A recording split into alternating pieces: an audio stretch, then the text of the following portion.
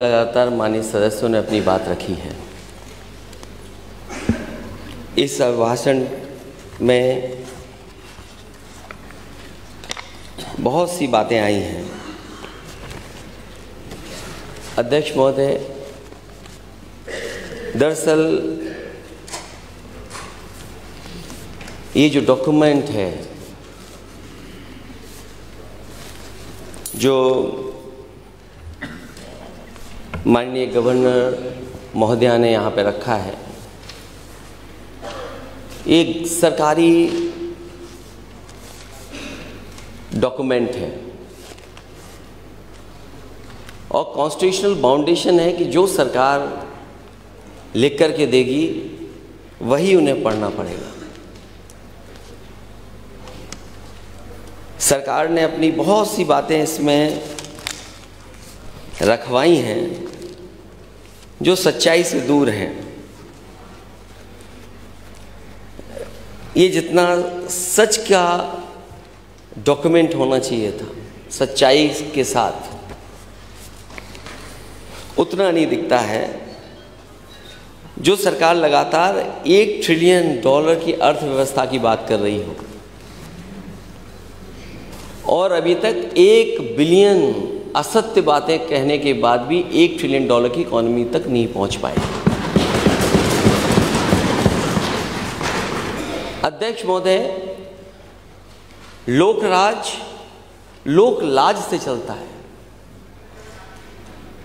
मैं इस अभिभाषण के आखिरी में जिन बातों को लिख करके कहा गया है कि ये उत्तर प्रदेश किस किस में नंबर 1 है,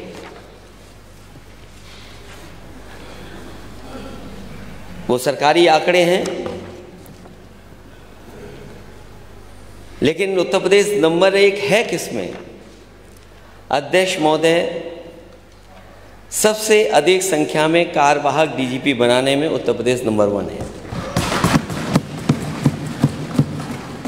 अध्यक्ष महोदय, यहाँ बहुत सारे माननीय सदस्यों ने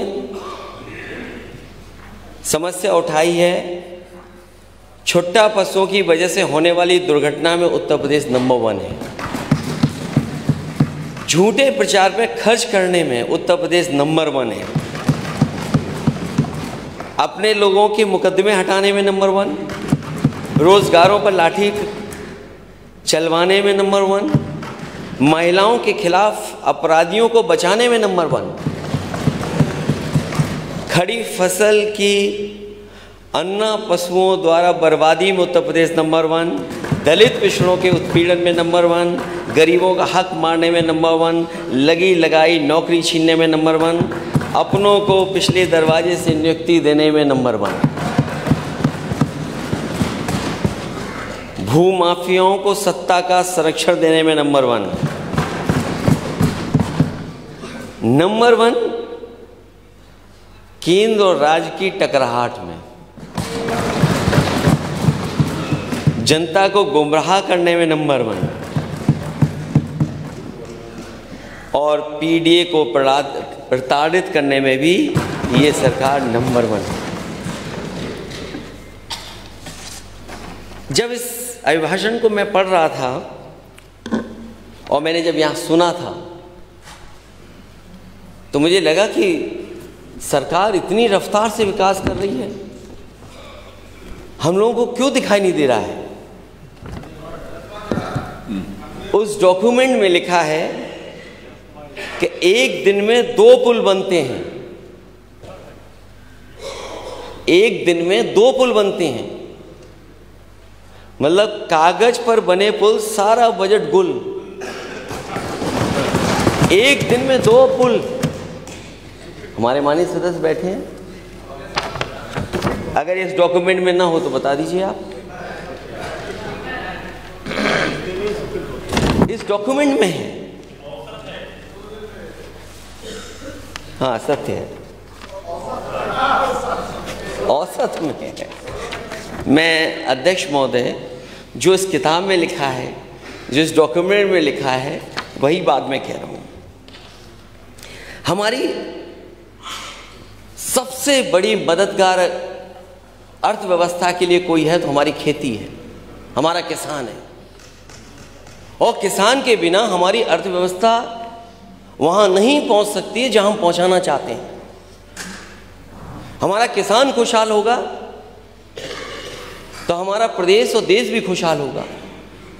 और ये बात मैं आज पहली बार नहीं कह रहा हूँ अध्यक्ष महोदय, जितनी भी सरकारें आई हैं उन्होंने समय समय पर, और जितने भी हमारे पुराने नेता रहे हैं समय समय पर उन्होंने यही कहा, और दुनिया ने उदाहरण ये दिए हैं कि जिस समय हमारी अर्थव्यवस्था को आगे ले जाना है तो हमारे किसान की अर्थव्यवस्था को भी आगे ले जाना पड़ेगा। लेकिन आज जब हम देखते हैं पीछे मुड़ करके, डबल इंजन की सरकार में किसान को कितनी राहत मिली है, किसान कितना खुशहाल हुआ है। और मैं तो ये कहना चाहता हूँ कि सपा ही हमेशा किसानों की पार्टी रही है और किसानों की सच्ची आवाज़ बनकर के हमेशा उठाई है। भारतीय जनता पार्टी ने किसानों के साथ धोखा किया है, लागत बढ़ा दी जो कभी नहीं हुआ, बोरे की चोरी वो हो गई। और अध्यक्ष महोदय, मैंने कई बार कहा ये बोरी की चोरी, एक बहुत पुराना बिस्किट का पैकेट और बिस्किट आता था, उससे कहीं भारतीय जनता पार्टी सीख रही है। उस कंपनी ने कभी अपना मुनाफा कम नहीं होने दिया, आज भी पैकेट मिलता है। पहले उतने ही पैसे में इतना मिलता था, आज वो उसी पैसे में इतना हो गया है। पहले 5 किलो बोरी से गायब था, अब 5 किलो और गायब हो गया।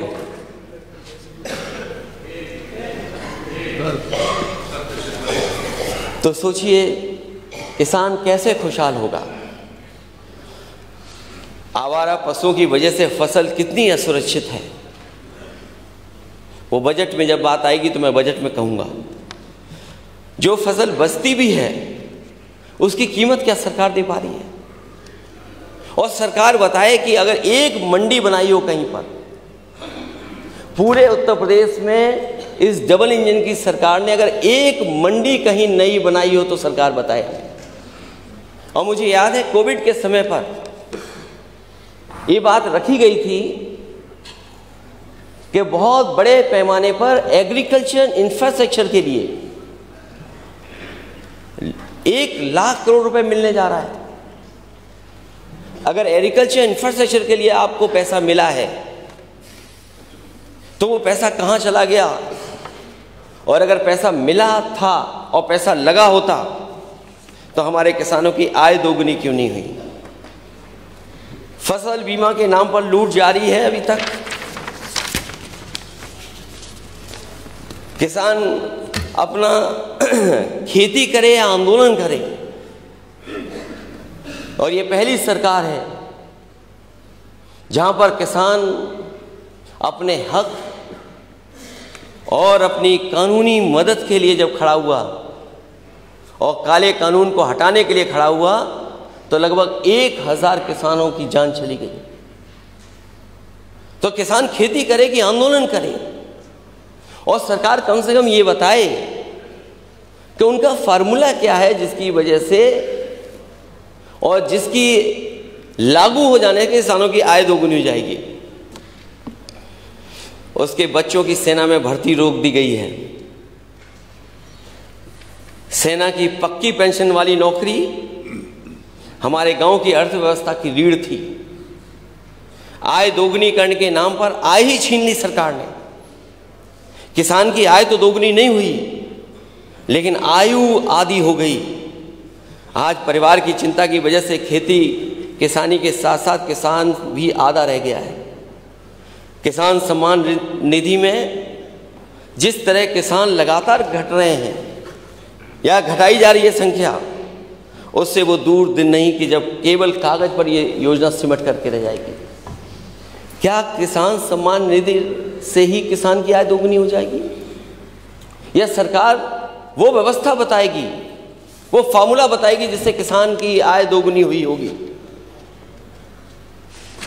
और मैं ये कह सकता हूँ कि किसानों के साथ सरकार ने धोखा देने का काम किया है। जो सरकार नौकरी देने की बात कह रही थी और फौज की पक्की नौकरी की बात करती थी,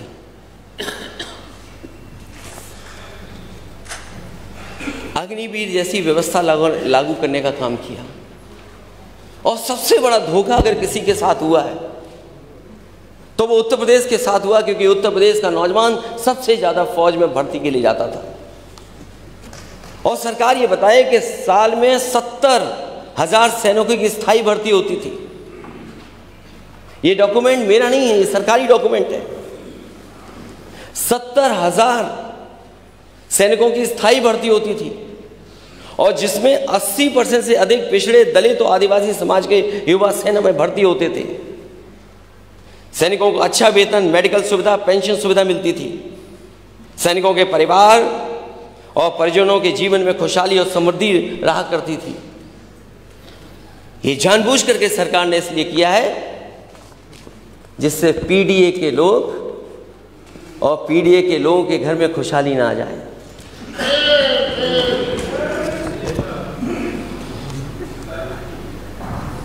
और अग्निवीर जैसी व्यवस्था लागू होने के बाद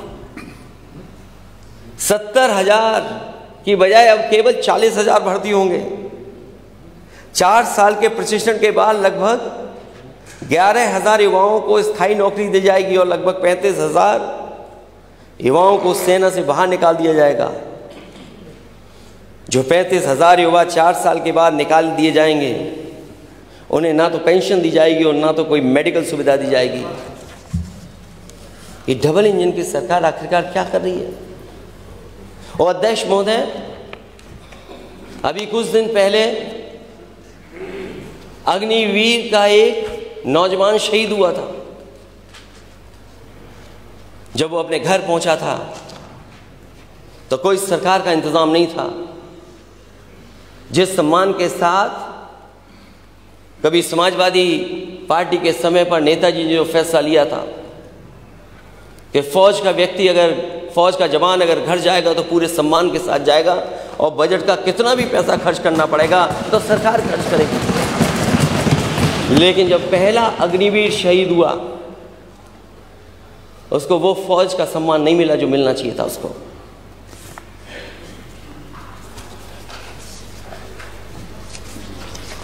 और जो लोग नौकरी की बात कह रहे थे, क्योंकि जब यही नौकरी छीन ली गई, वो इसलिए छीनी गई कि उनका परिवार खुशहाली के रास्ते से रोका जा सके। जो मैं घटना बताना चाहता हूं सर अध्यक्ष महोदय, हाल ही में अभी कानपुर में एक शहीद हुआ था। जब वो शहीद परिवार के बीच में आया तो फौज के बड़े अधिकारियों ने कहा कि इस ताबूत को खोलिएगा नहीं, कॉफिन को खोलिएगा नहीं। घर परिवार के लोग जिद करें तब भी मैंने समझता हूं नहीं खोला गया। वहां कोई सरकार का बड़ा व्यक्ति नहीं पहुंचा, सम्मान के लिए कोई बड़ा नहीं पहुंचा। और जो सीमा पर जहां पर गलती हुई थी सेना से के माध्यम से, उन परिवार के लोगों से मिलने के लिए एयर चीफ मार्शल बड़े बड़े लोग पहुंचे। वहां तो बड़े लोग जा रहे हैं, लेकिन यहां उत्तर प्रदेश का अगर कोई शहीद हो गया तो उसके घर परिवार से मिलने कोई नहीं जा रहा। मैं सरकार से जानना चाहता हूं कि उत्तर प्रदेश का अगर कोई अग्निवीर होगा शहीद, तो क्या सरकार उसको सम्मान देगी कि नहीं देगी? ये बातें क्यों छूट गई इस डॉक्यूमेंट में? ईज ऑफ लिविंग की बात हुई है। ईज ऑफ लिविंग को क्या मानूं मैं, कैसे डिफाइन करूं मैं? 6 करोड़ लोग मल्टी डायमेंशनल पॉवर्टी के बाहर आ गए हैं। वो पैरामीटर्स क्या हैं,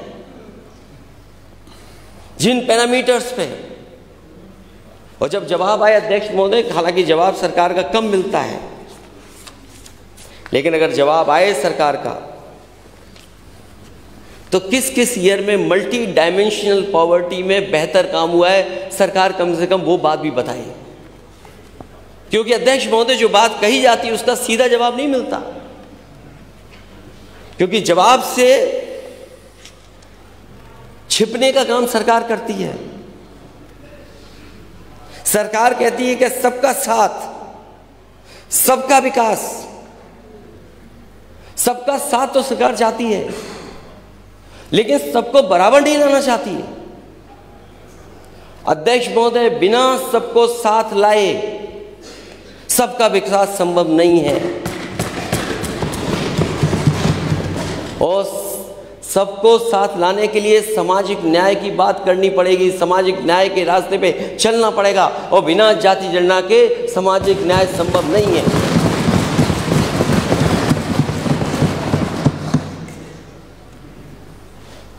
अगर सबका साथ है तो पीडीए के साथ भेदभाव क्यों है?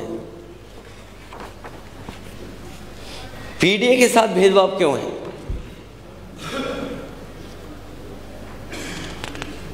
जो कह रहे हैं कि ड्रीम डेस्टिनेशन बन गया उत्तर प्रदेश,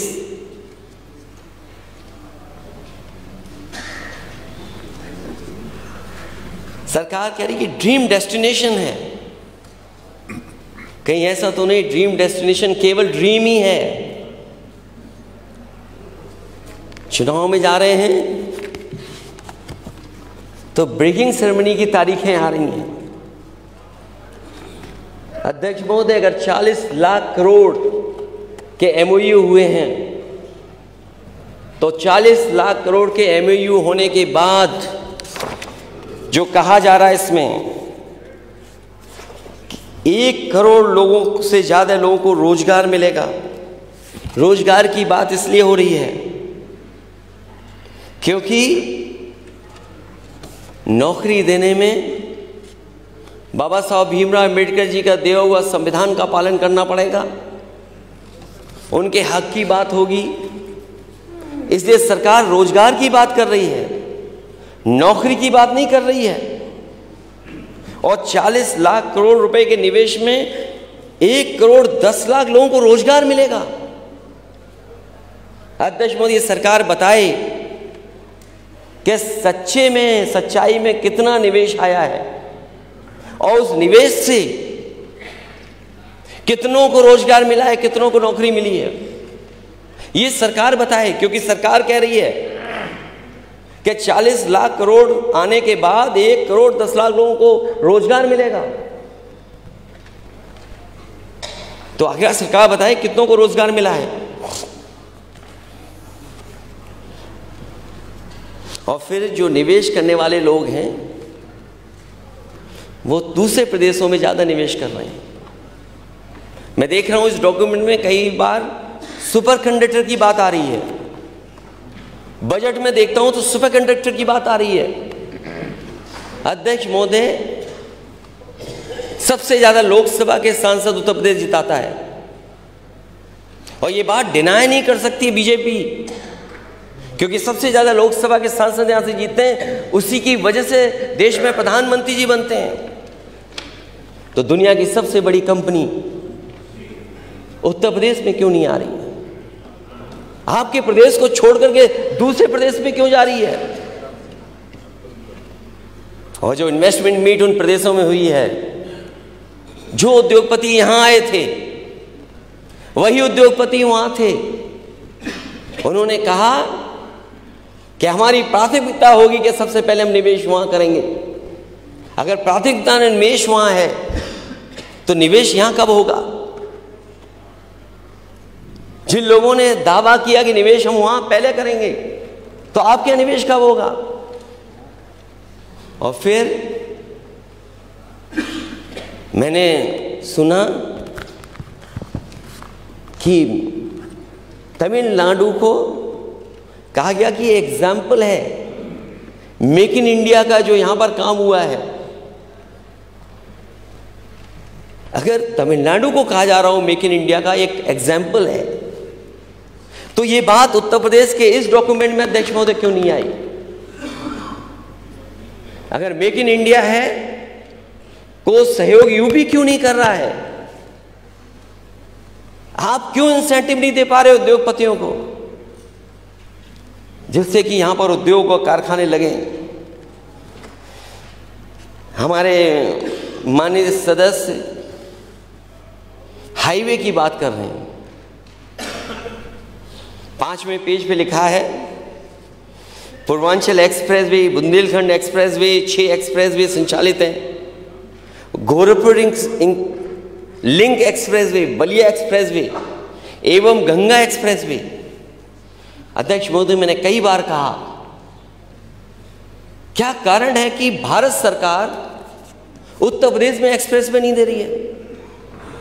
और ये बात मैं पहली बार नहीं कहने जा रहा हूं सरकार के सामने। मेरे जितने भाषण हैं उठा करके दे लीजिए। मैंने हर बार कहा कि देश में अगर बन रहा है एक्सप्रेसवे तो भारत सरकार यूपी में क्यों नहीं बना रही? अगर एक भी भारत सरकार के बजट से उत्तर प्रदेश में एक्सप्रेसवे बन रहा हो तो अध्यक्ष महोदय सरकार बताए हमें कि कौन सा एक्सप्रेसवे है जो भारत सरकार के बजट से उत्तर प्रदेश में बन रहा है। और ये बात मैं आपसे इसलिए कहता हूं कि अगर आपके बजट का पैसा वहां जाएगा और अगर वो पैसा बच जाए तो हमारे किसानों का भला हो सकता है। उस पैसे को आप मंडी बनाने में लगा दें और किसानों को सुविधा देने के लिए लगा दें। और आपका तो गोरखपुर लिंक एक्सप्रेस बन जाना था 2022 तक। हम लोगों को अध्यक्ष महोदय लगता है और इंतजार करना पड़ेगा। ये तो 24 आ गया है। ये बलिया के हमारे साथी, बलिया लिंक कहां से निकल रहा है? माननीय सदस्य अध्यक्ष महोदय, अगर ये बात लिखी गई है प्रगति पर है तो सरकार क्यों लिख करके दे रही है प्रगति पर है? गोरखपुर लिंक तो मैं मान सकता हूं प्रगति पर है और वो पूरा भी हो जाएगा, लेकिन जैसा बनना चाहिए था वैसा नहीं बना है। 91 किलोमीटर का एक्सप्रेसवे लगभग 6000 करोड़ का बना है। और यहां तो माननीय सदस्य जितने बैठे हैं, ये नोएडा, ग्रेटर नोएडा से आगरा वाले पे भी चले होंगे। यमुना क्रॉस करने के बाद जो एडीए आगरा डेवलपमेंट अथॉरिटी का बना है वो लिंक में भी चले होंगे, और उसके बाद आगरा लखनऊ पे भी चले होंगे, और उसके बाद पूर्वांचल पे भी हमारे कई माननीय सदस्य चले होंगे।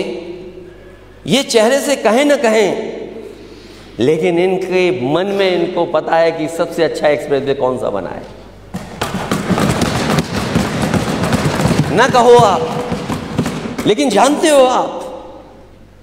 और मैं अध्यक्ष महोदय दावा कर सकता हूं कि दुनिया के जो बेहतरीन एक्सप्रेसवे हैं उसके बराबर कोई एक्सप्रेसवे बना है तो आगरा लखनऊ एक्सप्रेसवे बना है, जो समाजवादियों ने बनाया। ये बात मैं बार बार बोलता हूं।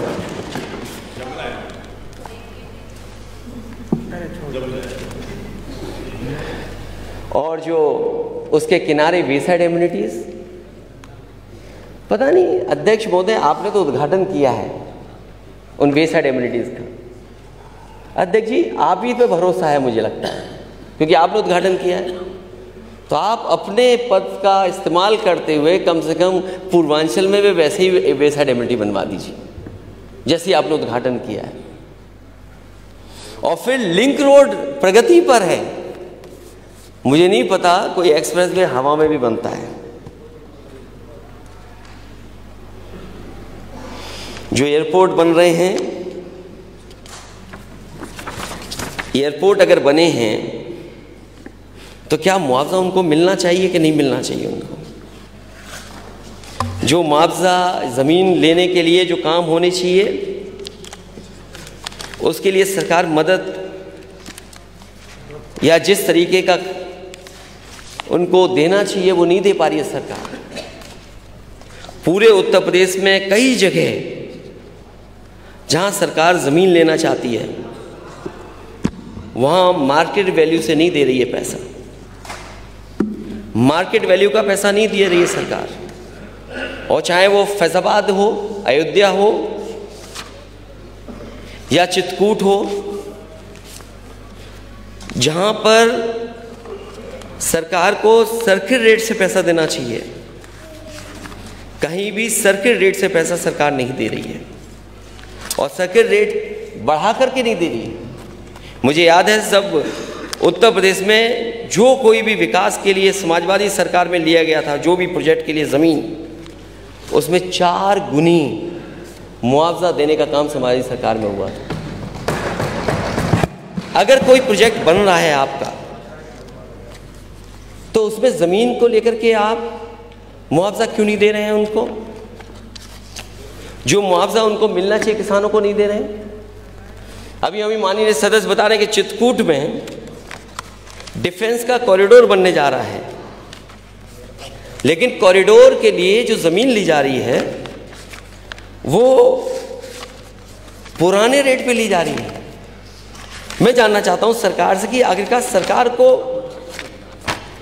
क्या फर्क पड़ता है, खजाना किसान के ऊपर चला जाए तो सरकार क्यों नहीं दे रही है उनको मुआवजा? और मुआवजा कब का दे रहे हैं, कब का मुआवजा दे रहे हैं, जाने कब का मुआवजा मिल रहा है। 500 हेक्टेयर जमीन लेना चाहते हैं आप, किसानों की 500 हेक्टेयर जमीन लेना चाहते हैं आप, और मुआवजा क्या दे रहे हैं आप? क्या सर्किट रेट बढ़ा करके मुआवजा नहीं मिलना चाहिए? ये चित्रकूट की मामला है। और अभी तो बजट में सरकार ने कहा है कि वो बजट में मैं चर्चा करूंगा कि लखनऊ में दिल्ली की तरह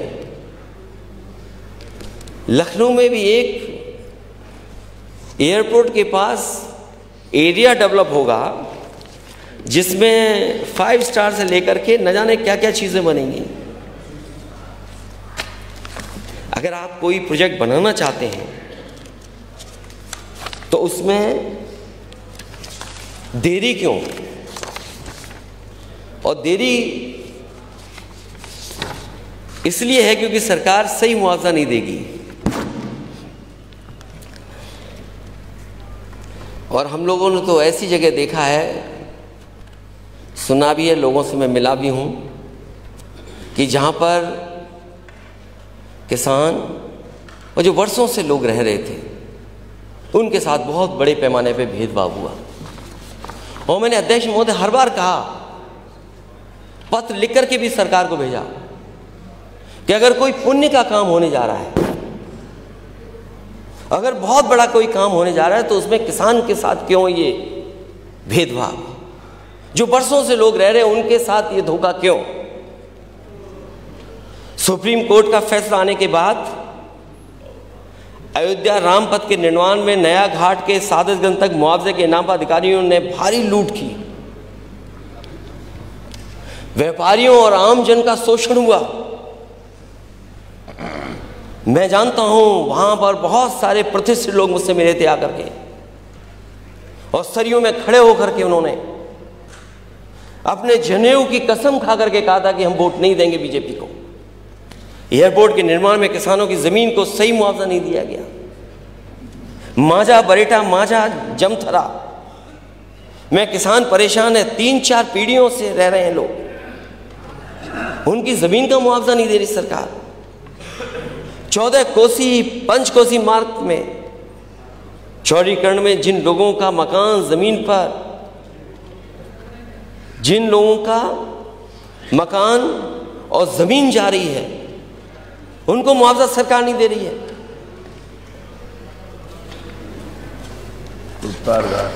बोल दिया मैंने।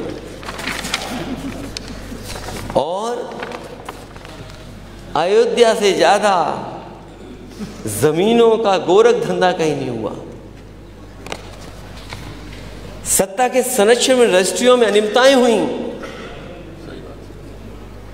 कितने घंटे में कितना बदल गया, कुछ मिनट में कुछ करोड़ों कमा लिया। और जिस तरीके का विकास होना चाहिए था वो विकास सरकार नहीं कर पा रही है।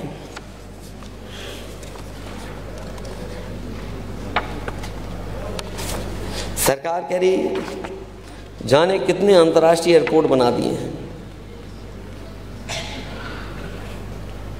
अच्छी बात है।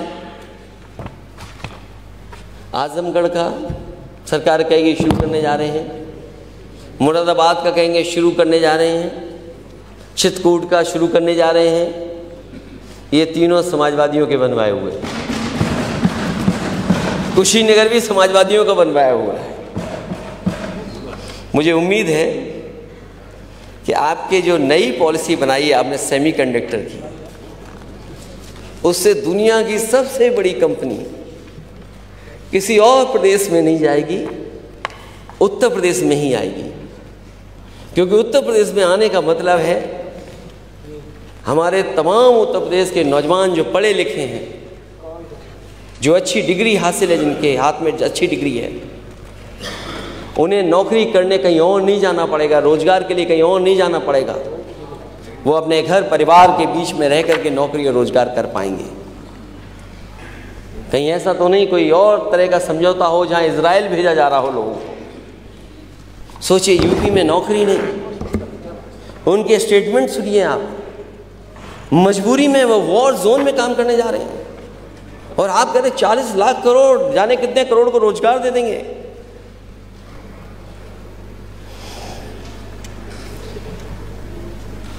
तो आखिरकार रोजगार है कहाँ?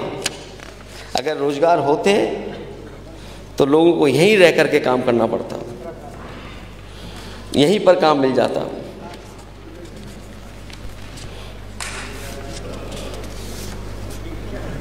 सरकार कह रही कि 1,80,000 से अधिक जनसेवा केंद्र राज्य में संचालित हैं।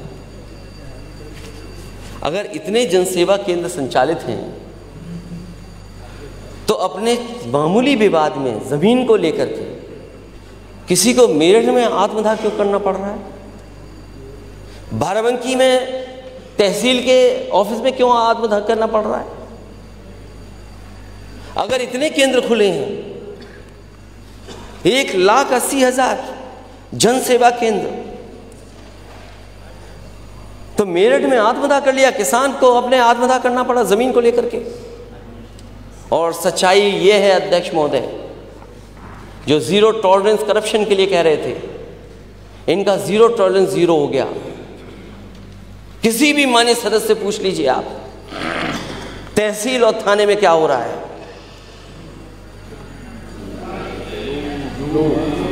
इतना करप्शन, इतनी लूट कभी नहीं हुई कि जितनी हो रही है इस समय।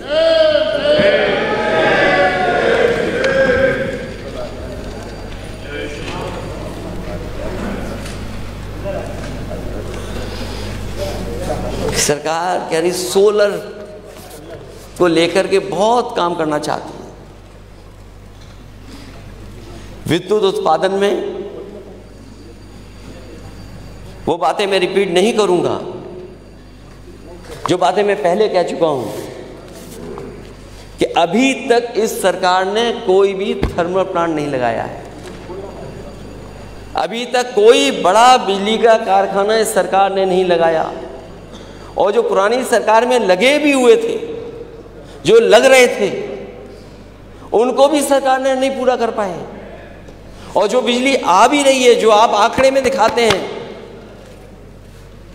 ये वही कारखाने हैं जो समाजवादियों की सरकार में लग रहे थे। उन्हीं के कारण आपको ज्यादा बिजली उत्पादन उत्तर प्रदेश में मिल रहा है। आप कह रहे सोलर का कर रहे हैं, बड़े बड़े इसमें लिखा है कि जाने कितना सोलर का काम होने जा रहा है। अध्यक्ष महोदय, मैं सरकार से जानना चाहूंगा, इस देश के रहे राष्ट्रपति जी, उन्होंने एक सुझाव दिया था मुझे और सुझाव पे मैंने काम किया। जब मेरी उनसे बातचीत हुई, जब उन्होंने प्रेजेंटेशन किया था, उन्होंने कहा कि अगर इस तरह की व्यवस्था आप लागू कर देंगे तो मैं उद्घाटन करने आऊँगा। मुझे याद है कि सबसे कम समय में उसको चालू कर दिया था सोलर प्लांट, और उन गांवों को फ्री बिजली मिलने लगी थी। अभी तक फ्री बिजली मिल रही थी, लेकिन इस सरकार ने उसकी देखभाल नहीं की। वो कारखाना बंद हो गया, आज गांव को बिजली नहीं मिल पा रही है। और वो एक गांव में नहीं, कई गांवों में लगाने का काम शुरू हो गया था। रायबरेली में भी लगा था, उन्नाव में भी इसी तरह काम शुरू हुआ था। तो जो सरकार देश के राष्ट्रपति के माध्यम से उद्घाटन किया, उनके सुझाव पर सोलर प्लांट लगा हुआ, बहुत छोटा 250 में किलोवाट का, अगर वो नहीं चला सकती सरकार, तो इसमें जो सपने दिखा रहे हैं, बड़े बड़े सपने दिखा रहे हैं, वो कब पूरा होगा। और सोलन में जो काम समाजवादी सरकार में हुआ था, वही सरकार के पास उदाहरण है। ये जो एक्सप्रेस वे है, इसमें जितनी भी लाइटें जल रही हैं, अध्यक्ष महोदय, वो सोलर के माध्यम से ही जल रही हैं।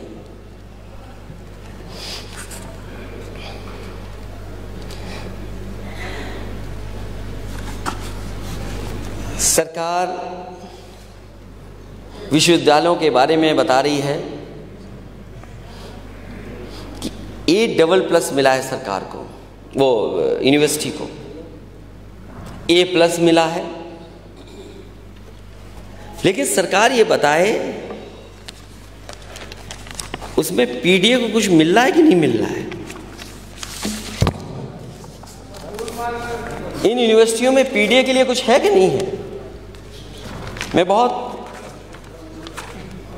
बड़े आंकड़े नहीं देना चाहता हूं, क्योंकि बजट में बोलूंगा तब भी मैं आंकड़े कुछ दूंगा।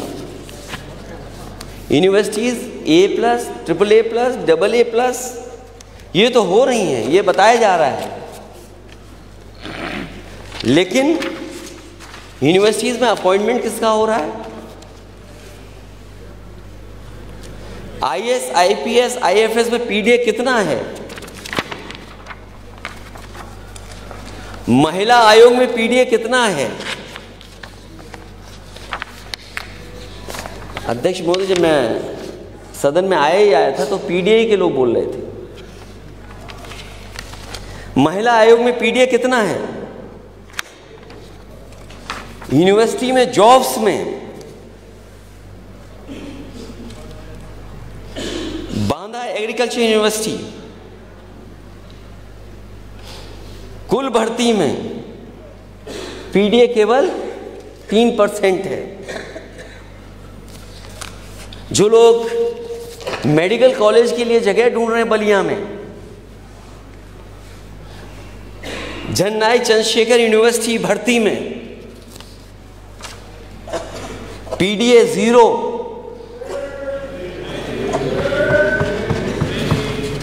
PDA 0। और अगर मेडिकल कॉलेज बनाना है तो मैं समझता हूँ पर्याप्त जगह होगी।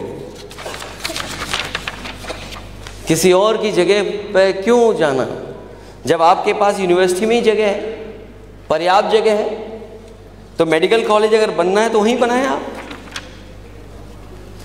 हिंदी न्यूज़ चैनल में PDA 3%। Hindi news channel editors और अन्य स्थानों पे PDA कितना है, 3%। UP agriculture university vice chancellors, PDA कहाँ है उसमें।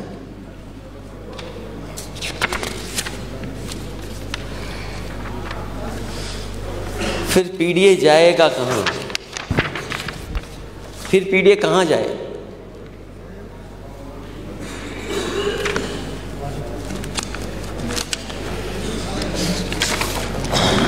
PDA जाए कहाँ फिर।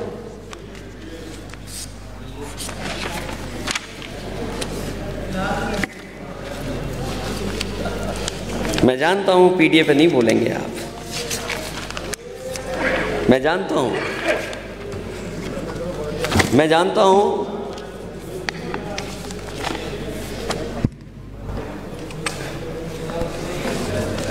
पीडीए पे नहीं बोलेगा कोई। ये ए प्लस प्लस इसका कोई मायने नहीं है अगर पीडीए वहां पर नहीं है तो। राजकीय आईआईटी या आईआईटी की बात तो क्या मैं बोलूं।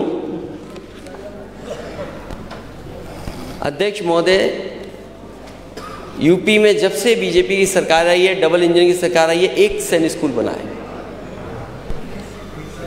कोई नया आईआईटी नहीं आया, कोई नया आईआईएम नहीं आया, कोई नया एम्स नहीं आया। जो आए हैं पुरानी सरकार के हैं, या ज़मीन दी गई थी या उनको आगे बढ़ाने का काम किया था। इधर कौन सी नई व्यवस्था आई है? कोई आईआईएम आया हो तो बता दें, कोई आईआईटी आया हो नया तो बता दें। कहा जाता था कि निफ्ट आएगा यूपी में, निफ्ट बनेगा। यूपी में और जगह क्यों नहीं आया निफ्ट? और मुझे याद है जब कांग्रेस की सरकार थी, वो एक सैनिक स्कूल बनाना चाहते थे। मैंने उस समय वहां के मंत्री जी से कहा कि एक सैनिक स्कूल नहीं बनेगा, यूपी में और भी सैनिक स्कूल बनेंगे।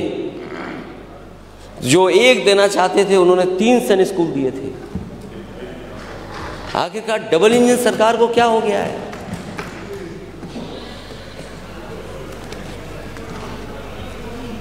आईटीआई 260 से बढ़कर 305 सीटें, 1 लाख से लेकर के 25,000, लेकिन गवर्नमेंट जॉब्स नहीं है उनके लिए। एकेटीयू द्वारा उत्तर प्रदेश स्टार्टअप पॉलिसी 2020 के अंतर्गत विश्वविद्यालय परिसर में इनोवेशन हब की स्थापना की गई। मदन मोहन मालवीय औद्योगिकी विश्वविद्यालय गोरखपुर एवं HBTI इनको ए से A+ ग्रेड पे ले आए हैं। लेकिन यहां पर पीडीए कहां है? इसमें अगर पीडीए हो तो बताए सरकार कहां पर है पीडीए। और मैं चाहूंगा कि अध्यक्ष महोदय सरकार पीडीए को बताए कि आखिरकार इसमें पिछड़े, दलित, अल्पसंख्यक, आदिवासी भाई कहां हैं और आदि आबादी के लोग कहां हैं। सरकार कह रही है 43,475 बीज मिनी किट का वितरण कराया गया है, लेकिन फार्मर्स को एमएसपी कब मिलेगी? नमामि गंगे योजना में ये काम हुए, लेकिन जमीन पर कहां दिख रहा है? सब गांव खोद दिए गए। क्वालिटी ऑफ पानी क्या होगा, क्वालिटी ऑफ जो ड्रिंकिंग वाटर उसकी क्वालिटी क्या होगी? सोलर पंप लगाए जा रहे हैं, अच्छी बात है कि, लेकिन ये समाजवादियों की सरकार में शुरू हुए थे वही सोलर पंप है।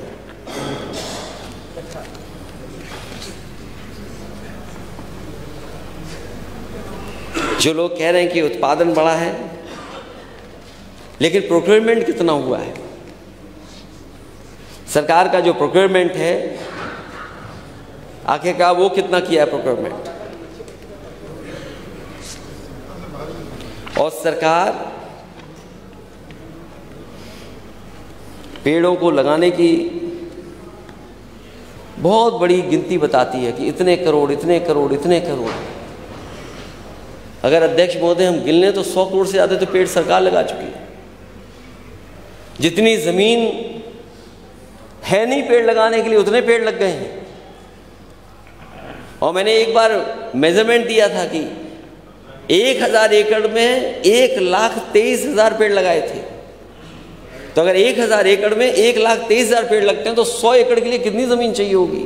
100 करोड़ पेड़ों के लिए। राष्ट्रीय उद्यान और एक लाइन सफारी इन्होंने बनाई है।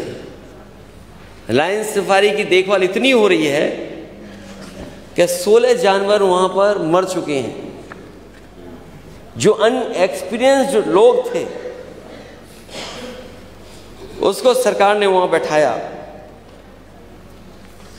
और उसके परिणाम ये हुए कि वहाँ पर बड़ी संख्या में जानवरों की जान गई।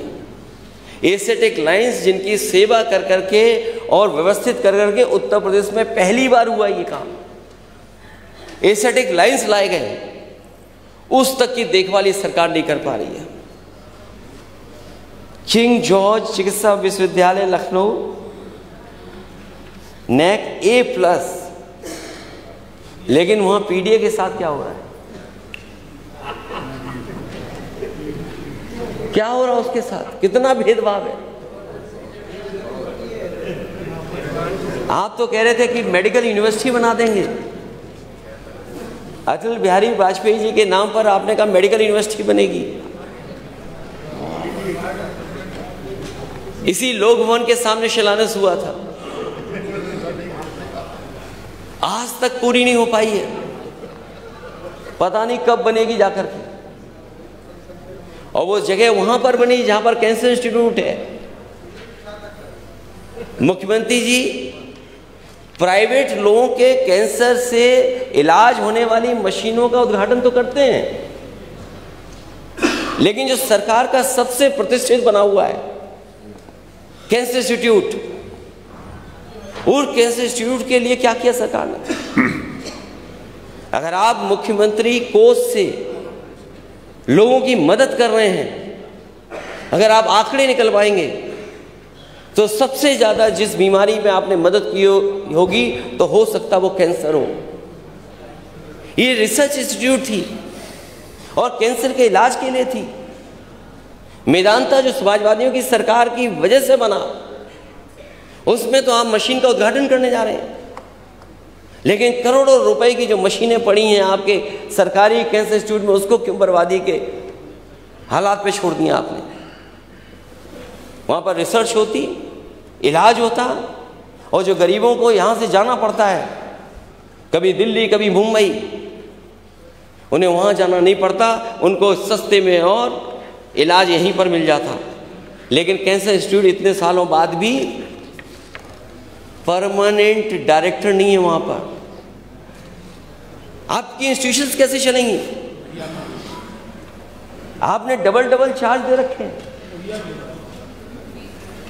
आप कुछ ही लोगों को सब कुछ दे देना चाहते हैं। अगर ये बात सच नहीं है तो बताएं। जो लोग थोड़ा बहुत मुस्कुरा देते हैं पीडीए को लेकर के, इसीलिए यही हमारा झगड़ा है कि आप कुछ लोगों को सब कुछ देना चाहते हो और जो ज्यादा है आबादी में उसको नहीं देना चाहते हैं। अपॉइंटमेंट्स क्या हो रहे हैं? क्या उसमें जो अपॉइंटमेंट्स हो रहे हैं पीडीए के हिसाब से हो रहे हैं कि पीडीए को मिल रहा है कि नहीं मिल रहा उसमें? इसीलिए आप डायरेक्टर क्या कर रहे हैं? आप डायरेक्टर नहीं दे पा रहे परमानेंट लखनऊ में, जहां पर मरीज सबसे ज्यादा आता है। अगर सरकारी अस्पतालों का आप हिसाब किताब लगा लेंगे ओपीडी, तो लाखों लाख लोग उत्तर प्रदेश के लखनऊ आते होंगे इलाज के लिए। और आपकी संस्थाएं कैसी चल रही हैं वो तस्वीरें हम लोग देखते हैं। वो जब सिफारिश करते हैं तब हम लोग महसूस करते हैं कि अगर आपको अस्पताल में एडमिट करना है तो आपको सिफारिश के बाद भी एडमिट नहीं करा सकते। इन प्रेस्टिजियस इंस्टीट्यूशंस में आप इलाज नहीं करा पाएंगे, क्योंकि जो संसाधन, जो बजट, जो इंतजाम करना चाहिए वो सरकार नहीं कर पा रही। जब इंस्टीट्यूशन को चलाने वाला परमानेंट नहीं होगा तो कैसे इंस्टीट्यूशन में इलाज दिला देंगे आप? और आप कहते हैं कि मेडिकल कॉलेज हर डिस्ट्रिक्ट में खुलेगा। आपका कोई भी मेडिकल कॉलेज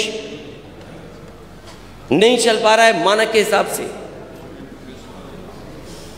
वो जानबूझ करके परमानेंट अपॉइंटमेंट्स नहीं है, क्योंकि कुछ लोगों को इन्हें खुश रखना है। हमें कोई शिकायत नहीं है कि दूसरे प्रदेश के लोग आए नौकरी करें, लेकिन अध्यक्ष महोदय ये कैसे हो सकता है कि एक ही दो इंस्टीट्यूशन के सब आ जाएं वहां नौकरी करने? जो मेडिकल कॉलेजेस बन रहे हैं, 1 डिस्ट्रिक्ट 1 मेडिकल कॉलेज, क्या उसमें अपॉइंटमेंट्स पूरे हैं? क्या इलाज पूरा मिल रहा है? और जो अब मशीनें बिल्कुल ऑब्सोलीट हो गई हैं, क्या उन पर डॉक्टर्स जो इलाज करना चाहिए वो कर पाएंगे? जो लोग कहते हैं कि जीरो टॉलरेंस है,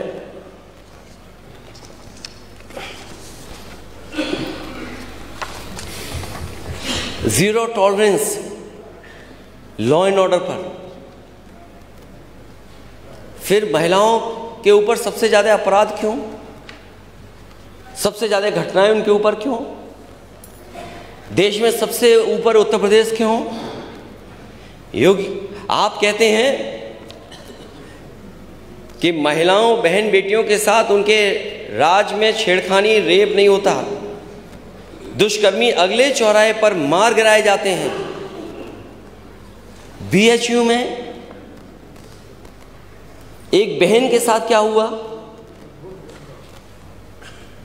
कोई आज के समय पे कल्पना नहीं कर सकता। एक बेटी और बहन के साथ क्या हुआ। जो लोग पकड़े गए हैं वो तीनों के तीनों भारतीय जनता पार्टी के आईटी सेल के मेंबर हैं। वो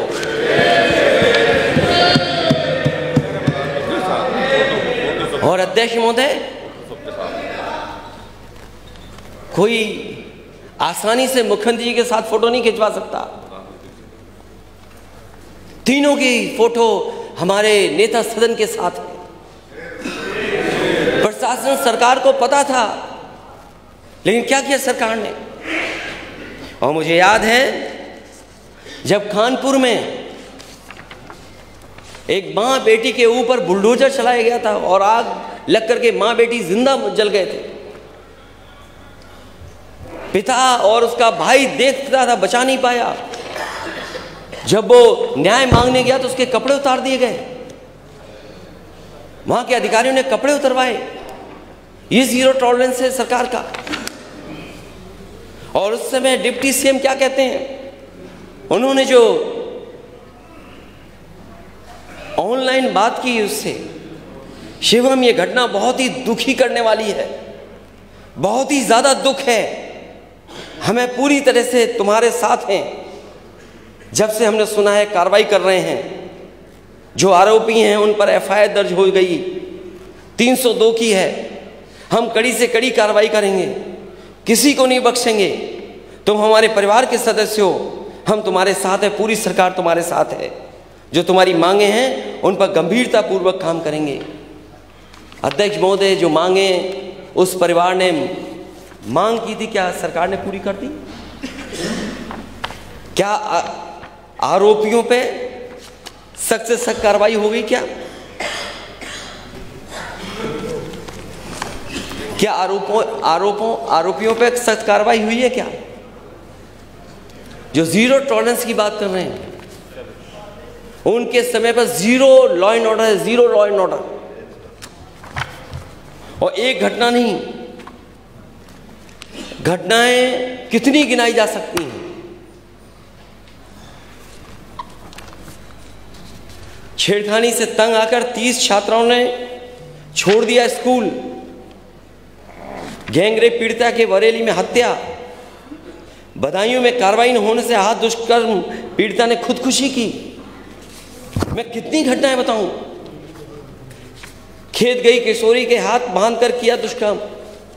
स्कूल में नाबालिग से किया गैंगरेप। नौकरी की तलाश में प्रतापगढ़ पहुंची युवती के साथ गैंगरेप। प्रिंसिपल की अश्लील हरकतें सामने आईं तो स्कूल से कटवा लिया नाम। दुष्कर्म पीड़िता ने दी जान, तीसरे दिन शव साथ लेकर थाना घेरने गई। सामूहिक दुष्कर्म पीड़ित महिला की हत्या। युवती को अगवा कर दुष्कर्म किया। छात्रा को बंधक बनाए, तमंचे से बल पर रेप। महिला कांस्टेबल से दरोगा ने किया दुष्कर्म। कितनी घटनाएं मैं बताऊं आपको, न जाने कितनी घटनाएं हैं। और ये सरकार कह रही है कि जीरो टॉलरेंस है। ये सरकार न्यूज कंट्रोल कर रही है। ये सरकार न्यूज कंट्रोल करती है, अपराध कंट्रोल नहीं कर रही है सरकार। और इसी का परिणाम है कि लॉ एंड ऑर्डर, लॉ अलग चल रहा है, ऑर्डर अलग चल रहा है।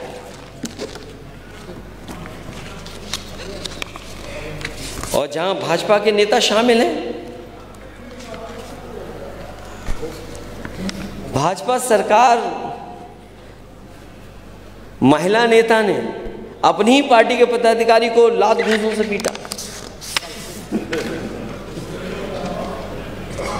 बीजेपी नेता को महिलाओं ने दौड़ा दौड़ा कर चप्पलों से पीटा।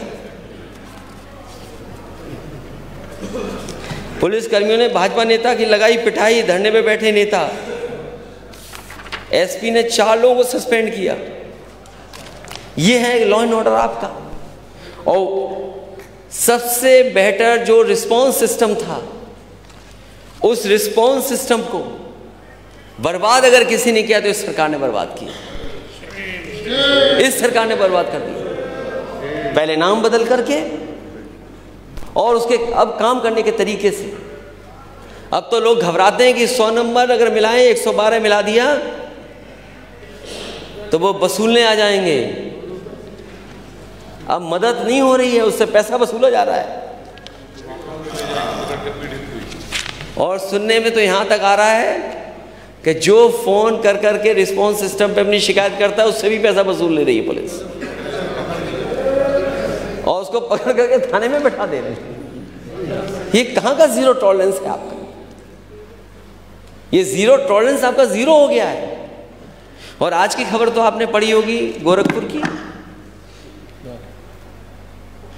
आज ही की खबर तो है कुछ कि एक प्रोफेसर पास करने के लिए बातचीत कर रहा है। एक प्रोफेसर गोरखपुर में। क्या ये बात सही नहीं है कि नहीं है?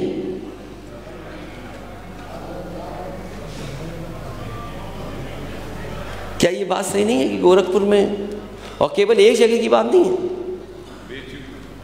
जो घटना इलाहाबाद में हुई,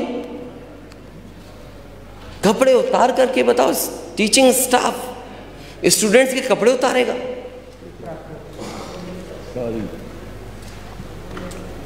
और किस लिए? कोई बड़ी घटना नहीं है वो। ये इंस्टीट्यूशंस को आपने क्या कर दिया है? और इंस्टीट्यूशंस अगर खराब हो जाएंगी तो हमारी आने वाली पीढ़ी का भविष्य क्या होगा? गड्ढा मुक्ति पर करोड़ों खर्च हो गए। हर बजट में हजारों करोड़ है गड्ढा मुक्ति पर, हजारों करोड़। पता नहीं गड्ढा मुक्ति पे क्या हो रहा है। गड्ढा मुक्ति पे हजारों करोड़ रुपए अध्यक्ष महोदय। और मुझे कभी कभी लगता है कि कानपुर में सबसे ज्यादा गड्ढे होंगे। और इस सरकार ने डिस्ट्रिक्ट हेडक्वार्टर को कितनों से 4 लेन से जोड़ दिया है?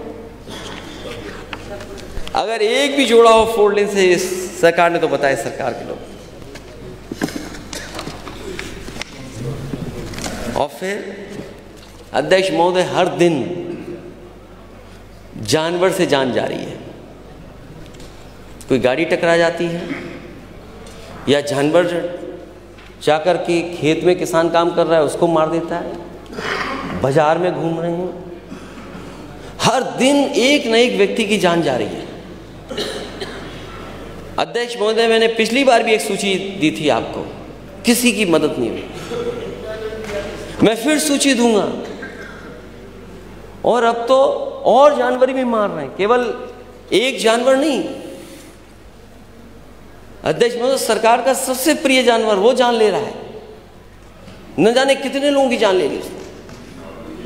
और अब तो जंगली जानवर, शेर, हाथी, टाइगर, ये लोगों को मार रहे हैं। गुलदार। आगे सरकार कर क्या रही है?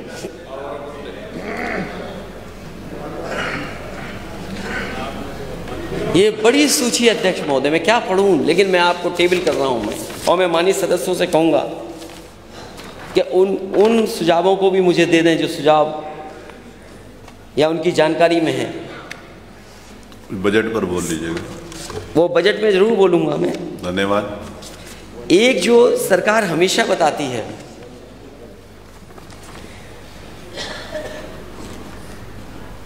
अध्यक्ष महोदय, आप सहमत होंगे कि पूरे भारत में विशेष तौर पर उत्तर प्रदेश में सबसे बड़ी समस्या बेरोजगारी है। हमारा नौजवान बेरोजगारी के कारण हताश और लाचार हो गया है। एक तो रोजगार नहीं मिल रहा उसे, अगर मिल भी रहा है तो उसकी शिक्षा के स्तर से के अनुरूप उसे काम नहीं मिल रहा, सम्मानजनक उसको रोजगार भी नहीं मिल पा रहा है। डिलीवरी बॉय बन जाना कोई नौकरी है, कोई रोजगार है उसका। और सरकार हमेशा अनएम्प्लॉयमेंट रेट और एम्प्लॉयमेंट रेट में हमें उलझा के रखती है। आप उलझो नहीं अब कि अनएम्प्लॉयमेंट रेट क्या है, एम्प्लॉयमेंट रेट क्या है। अध्यक्ष महोदय, मुझे उम्मीद है कि जब नेता सदन ये बात कहें तो हम सब माननीय सदस्यों को कम से कम ये बताएं कि अनएम्प्लॉयमेंट रेट क्या है और एम्प्लॉयमेंट रेट क्या है, और सरकार ये आंकड़ा क्यों पेश करती है जिससे सरकार बचना चाहती है। 90% से ज़्यादा पढ़ने लिखने वाला नौजवान यहाँ पर बेरोजगार है। सरकार कहती है कि 1 डिस्ट्रिक्ट 1 प्रोडक्ट इनके एक सबसे बड़ी योजना है, बजट में ले लीजिएगा उसको। और जिसका ये उदाहरण देते हैं कि एक्सपोर्ट में न जाने कितना उससे लाभ हुआ है सरकार को, लेकिन सरकार ये कभी नहीं बताती है कि 1 डिस्ट्रिक्ट 1 प्रोडक्ट, तो जो 1 डिस्ट्रिक्ट में एक प्रोडक्ट के लिए बजट क्या दिया आपने, अभी बताएं आपने आखिरकार बजट क्या दिया। बजट, और ये पहली बार अध्यक्ष महोदय मैं नहीं पूछ रहा हूं, हर बार पूछा मैंने कि बजट क्या दिया है। सरकार बताए कि इत्र के लिए क्या दिया है, 1 डिस्ट्रिक्ट 1 प्रोडक्ट में तो क्या आपने दिया है उसके लिए बजट। ये सहारनपुर लकड़ी की कारीगरी के लिए और वहाँ की हौजरी का कार्य, जो लाखों लाख लोग जुड़े हैं, और केवल एक जिला नहीं, अगर हम बिजनौर का देखें, चाहे वो हमारे कंघी बनाने वाले लोग हों, चाहे हमारे और पीतल का एक्सपोर्ट भी होता है, ऐसे बहुत सारे सरकार ने आइडेंटिफाई किए हैं हर डिस्ट्रिक्ट का एक प्रोडक्ट या 2 प्रोडक्ट। तो सरकार बताए कि उस प्रोडक्ट के लिए ये बजट रखा है आपने, जिसकी वजह से ये लाभ मिला है, और फिर आप 1 डिस्ट्रिक्ट 1 प्रोडक्ट को प्रमोट करना चाहते हैं। लेकिन ये छापा क्यों मार रहे हैं जीएसटी वाले, ये जीएसटी वाले छापा क्यों मार रहे हैं? क्या आपने जानबूझ करके उन्हें भेजा है कि छापा मारिए जिससे कारोबार और बंद हो जाए? तो इस पे बजट पर बोल लीजिएगा नेता प्रतिपक्ष, मेरा रिक्वेस्ट। सरकार बहुत चिंतित रहती है ट्रैफिक को लेकर के। आपने कहा कोई शहर नहीं बचा है जिस शहर में जाम न लगता हो। सरकार बताए कि इन शहरों को जाम से बचाने के लिए क्या है। हालांकि अध्यक्ष महोदय, मैं आपका कहना मानूंगा, केवल महंगाई पे बोल करके मैं अपनी बात खत्म करूंगा। Thank you. हालांकि बिंदु और भी हैं, सब पे टैग है मेरा इस बार। उसके बाद फिर ये सरकार महंगाई को रोकने के लिए क्या कर रही है? सरकार किसान की आय दोगुनी होनी, नौजवानों को नौकरी रोजगार मिला नहीं, आखिरकार महंगाई के लिए क्या कर रही है सरकार? सरकार उसको नियंत्रित करने का कोई प्रयास कर रही है कि नहीं कर रही है? और जो उत्तर प्रदेश है, जिसकी $1 ट्रिलियन इकोनॉमी का आप सपना दिखा रहे हैं, उसकी प्रति व्यक्ति आय क्या है? आपकी सरकार में प्रति व्यक्ति आय बढ़ी है कि घटी है? और अगर हम 2017 की तुलना करें, जो हमारे केवल खाने पीने के सामान हैं, चावल का दाम कितने % बढ़ गया ये सरकार बताए 17 से और अभी तक के लिए। गेहूं का दाम किसान को मिले तो ठीक है, लेकिन मुनाफा कोई और ले तो उसमें दाम कितना बढ़ा है। अरहर की दाल, क्या कीमत कम हुई है 2017 से कि बढ़ गई है? सरसों का तेल, और मैं ब्रांडेड की बात नहीं कर रहा हूं, अगर आप ब्रांडेड में की ही बात कर लें तो बताओ 2017 में क्या कीमत थी, आज क्या कीमत है? प्याज का दाम, दूध का दाम, और हर सब्जी सब्जियां आप उठा लो, लहसुन से लेकर के कोई किसी का दाम ये सरकार बताए, ये तो सब्जियां और अनाज और सब चीजें हो गई। ये सरकार बताए जो नमक का कसम दिला रही थी कि 2017 में नमक की कीमत क्या थी और आज दाम क्या है, ये सरकार बताए। स्वास्थ्य सेवाएं तो चौपट हैं ही, किसान की आय दोगुनी हुई नहीं, शिक्षा का स्तर गिरा है, इन्वेस्टमेंट मीट का सपना दिखाया, बड़ा दिखाया, ऊर्जा के क्षेत्र में जो काम होना चाहिए था जिस स्तर पर वो नहीं हुआ। तो जो ये सरकार $1 ट्रिलियन इकोनॉमी का सपना दिखा रही है, बिना पीडीए के हक और सम्मान के ये सपना पूरा नहीं हो सकता। इन्हीं शब्दों के साथ अध्यक्ष महोदय, मैं अपने सभी माननीय सदस्यों का, जो विपक्ष के सदस्यों का धन्यवाद देता हूं और मुझे उम्मीद है कि इनमें उनके भी सुझावों को शामिल कर लिया जाएगा। बहुत बहुत धन्यवाद। माननीय नेता प्रतिपक्ष के